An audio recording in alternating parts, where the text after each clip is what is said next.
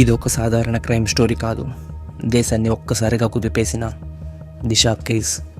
ప్రతి ఒక్కరి కంట కన్నీరు పెట్టించిన ఈ దిశ కేసు వెనక దాగి ఉన్న నిజాలు. అసలు ఆ రోజు రాత్రి ఏం జరిగింది? ఆ కర్రుగట్టిన నిందితులు ఎవరు? చివరికి ఏం జరిగింది? తను ఒక డాక్టర్. తనకి 26 years. జంతువులపై ప్రేమతో పనిచేసే మనసున్న అమ్మాయి. కానీ ఆ రాత్రి ఆమె జీవితంలో జరగబోయే విషయం దేశాన్ని కదిలించింది. అది 2019 November 27 అర్ధరాత్రి హైదరాబాద్ శివార్లలో జరిగిన ఒక భయంకరమైన అఘాయిత్యం. తను ఆ రోజు తన స్కూటర్ని టొండుపల్లి టోల్ ప్లాజా దగ్గర పార్క్ చేసి ట్యాక్సీలో వర్క్ పని మీద వెళ్ళింది. టైం రాత్రి 9:15 అవుతుంది. వర్క్ చూసుకొని తను పార్క్ చేసిన ప్లేస్కి వచ్చింది. ఆ టైంలో తన స్కూటర్ బ్యాక్ టైర్ పంచర్ అవ్వడం గమనించింది. అక్కడే ఉన్న లారీ డ్రైవర్స్ అయిన నలుగురు మహమ్మద్ ఆరిఫ్, జొల్లు శివ, జొల్లు నవీన్, చింతకుంట చిన్న కేశవులు పంచర్ వేస్తామని చెప్పి దిశ నమ్మకాన్ని ఆసరాగా తీసుకున్నారు. చుట్టూ చీకటి, నిర్మానుష్య ప్రదేశం. ఆ సమయంలో దిశకు అనుమానం వచ్చి చెల్లికి కాల్ చేసి నాకు భయంగా ఉంది, ఇక్కడ నలుగురు ఉన్నారని చెప్పింది. అవే మళ్ళీ ఇంకొక షాప్ పోయి తీసుకొస్తాను, భయం అవుతుంది నాకు. సర్లేని చాలా భయం అవుతుంది వాళ్ళని చూస్తుంటే. ఇంకా తన చివరి మాటలు. పంచర్ వేపిస్తామని అబద్ధం చెప్పి రిపేర్ చేయకుండా స్కూటర్ని పక్కన పడేసి ఆమెను బలవంతంగా పట్టుకున్నారు. తర్వాత నలుగురు కలిసి ఆమెపై బలవంతంగా అత్యాచారం చేశారు. ఆ తర్వాత జరిగిందంతా మన భారతదేశం తలదించుకునే దారుణం. ఆ తర్వాత గుర్తుపట్టకుండా ఉండేందుకు తనను ఒక బ్లాంకెట్లో చుట్టుకొని 27 kilometers దూరంలో ఉన్న షాద్ నగర్ ఒక బ్రిడ్జ్ కింద టైం అరౌండ్ మార్నింగ్ 2:30 అయింది.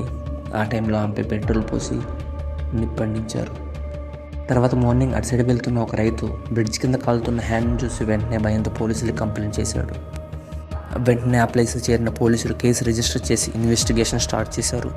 తన ఇంటికి రాకపోవడం వల్ల తన తల్లిదండ్రులు ఇన్సిడెంట్ జరిగిన నైటే పోలీస్ స్టేషన్లో కంప్లైంట్ చేశారు.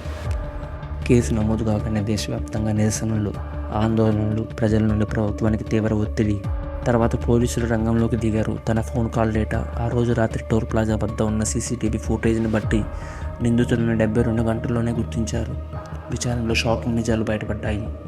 November 29 ఆ నలుగురు నిందితులను అరెస్ట్ చేసి రిమాండ్కి తరలించారు.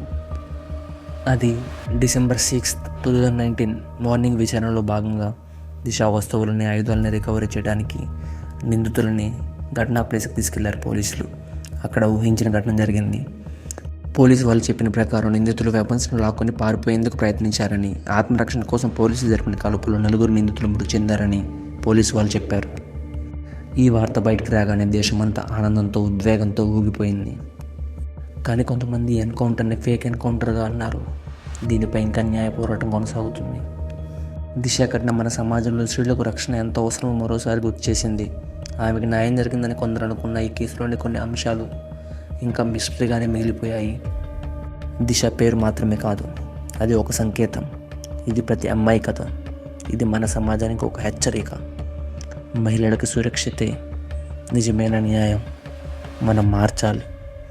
మన ఆలోచనలతోనే ప్రారంభం కావాలి. మన ఆలోచనలతోనే ప్రారంభం కావాలి.